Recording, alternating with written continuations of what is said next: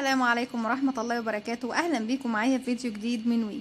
فيديو النهاردة إن شاء الله هشغل فيه معاكم أو هشرح فيه معاكم طريقة عمل وحدة جديدة وجميلة نقدر نعمل منها مفرش سفرة أو مفرش سرير.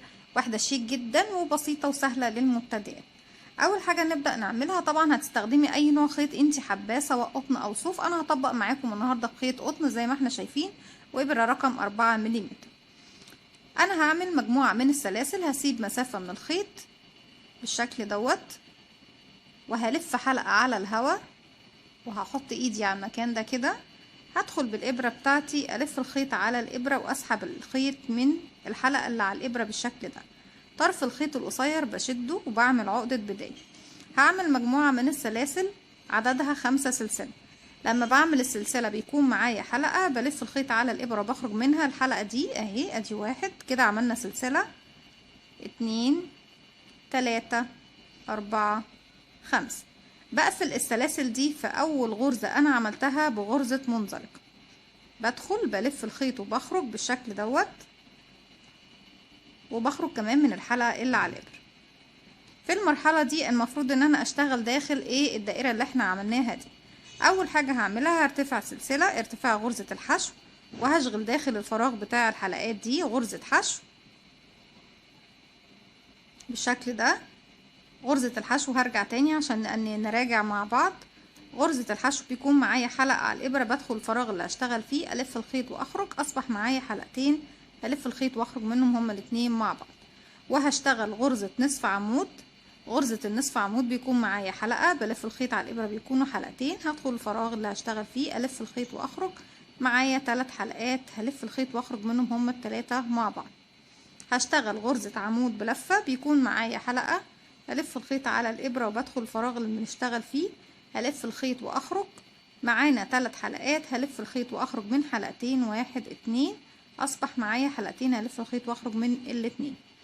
هشتغل غرزة عمود باتنين لفة بيكون معايا حلقة هلف الخيط على الإبرة مرتين وادخل الفراغ اللي هشتغل فيه ألف الخيط وأخرج، بيكون معايا 4 حلقات على الإبرة بلف الخيط واخرج من حلقتين، اتبقى معايا 3 حلقات هلف الخيط واخرج من حلقتين، اتبقى معانا حلقتين هلف الخيط واخرج منهم.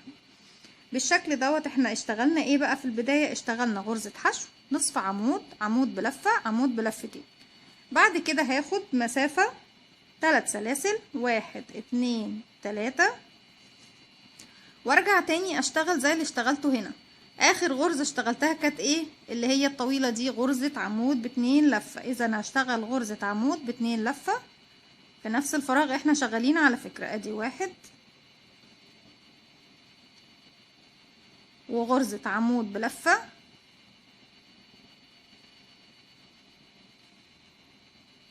وغرزة نصف عمود وغرزة ايه؟ حشو.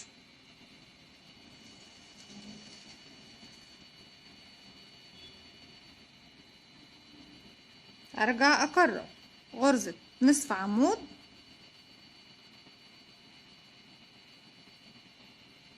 غرزة عمود بلفة غرزة عمود بلفتين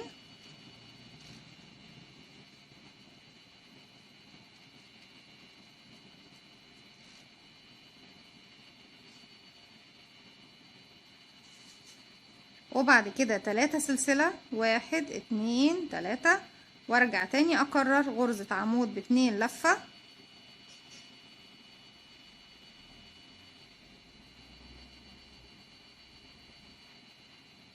عمود بلفة غرزة نصف عمود غرزة حشو بالشكل ده اهو. الشكل بتاعي بقفل طبعا في اول غرزة انا ارتفعتها وهي اول غرزة عندي غرزة الحشو وغرزة منزلقة.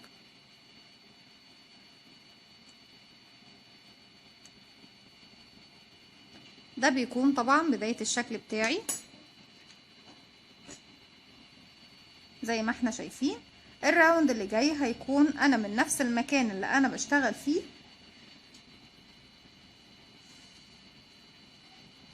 هرتفع 5 سلسلة 1 2 3 4 5.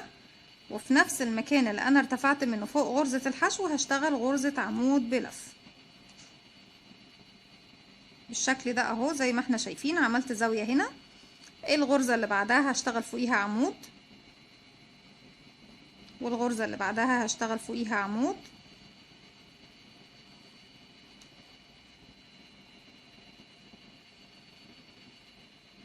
وبكمل فوق كل غرزة من الغرز اللي بتقابلني عمود.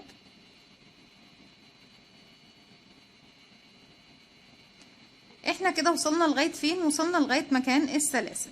مكان السلاسل هشتغل داخل الفراغ ده 3 عمود بلفة. ادي 1 2 3 و4 سلسلة. 1 2 3 4. ارجع تاني داخل الفراغ هو اشتغل 3 عمود. ادي 1 2 3 بالشكل ده. زي ما احنا شايفين هيقابلنا ايه؟ هيقابلنا غرزة العمود ب2 لفة هشتغل فوقيها عمود كده 1، وغرزة العمود بلفة هشتغل فوقيها عمود، وغرزة النصف عمود هشتغل فوقيها عمود.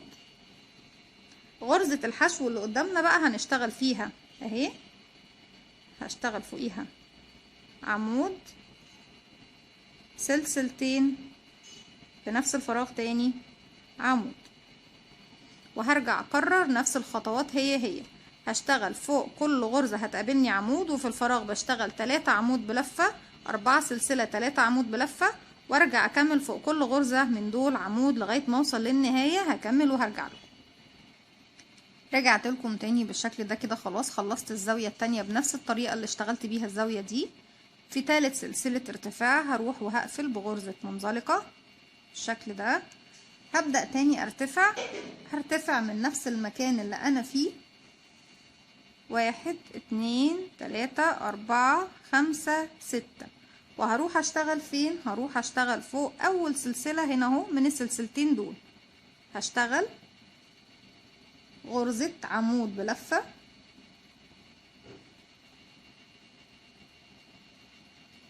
وبعديها العمود اللي وراها ده اهو هدخل واشتغل فوقيه عمود،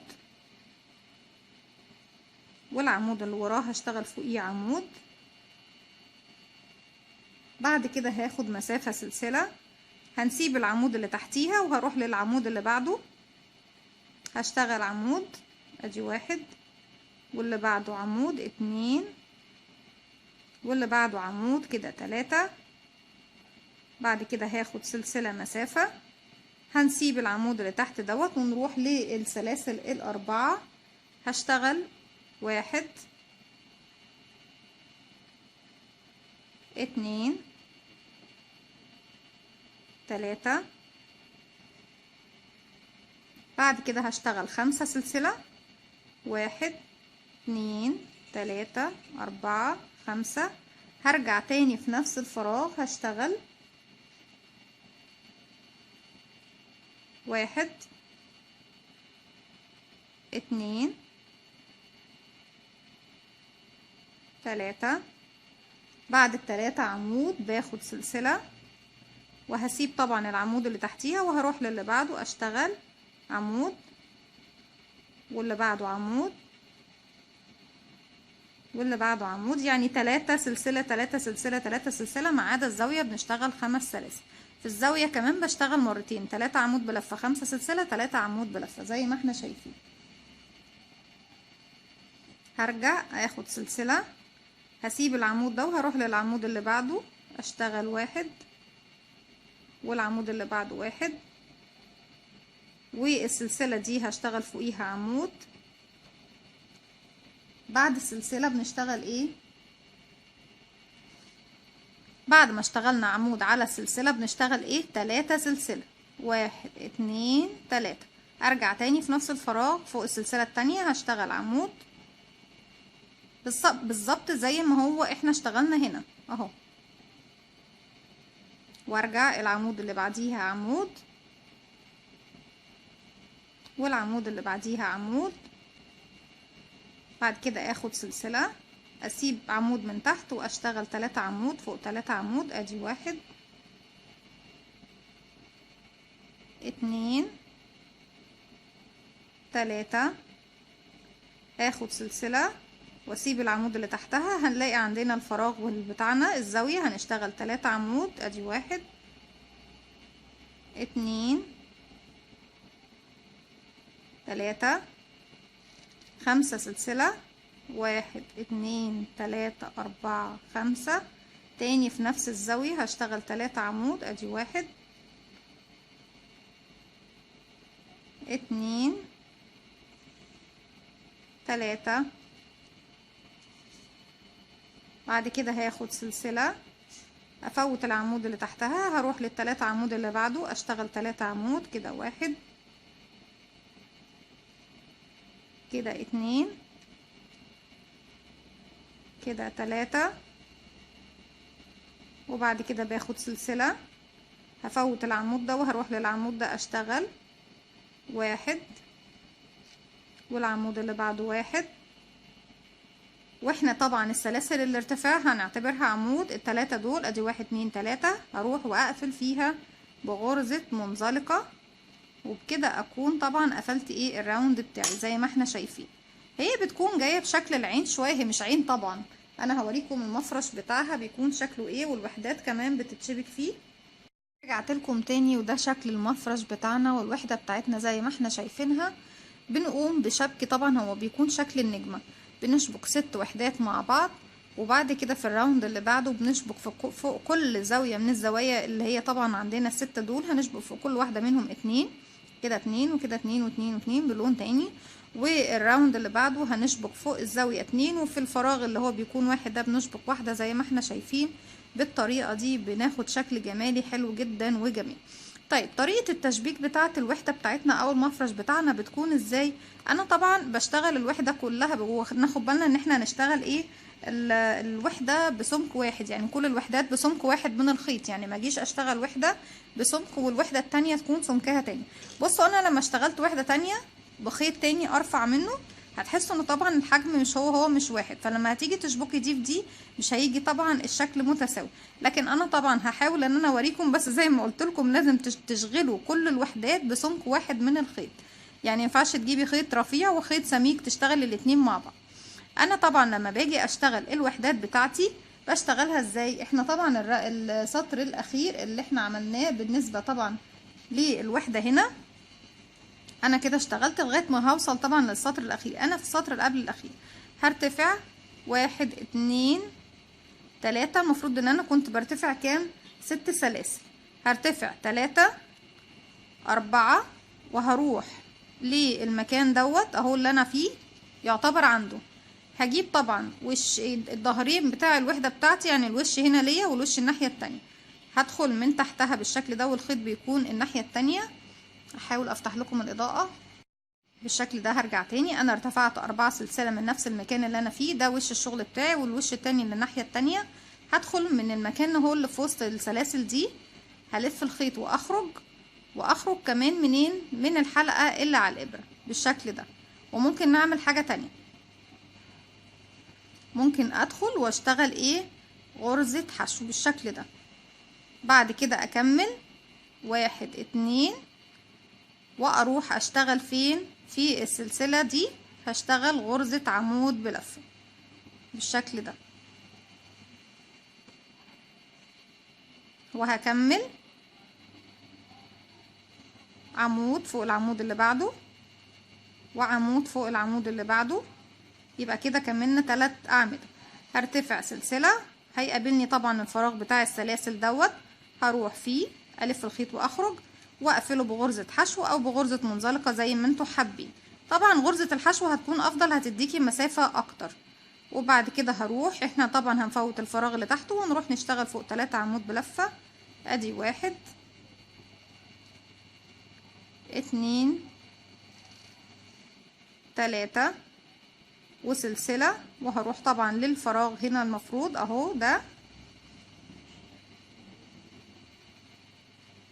احنا هنا اهو هدخل الف الخيط واخرج والف الخيط واعمل غرزة حشو وبعد كده هروح اشتغل فين، هفوت ده طبعا واروح اشتغل هنا 3 عمود بلفة كده، 1 2 3.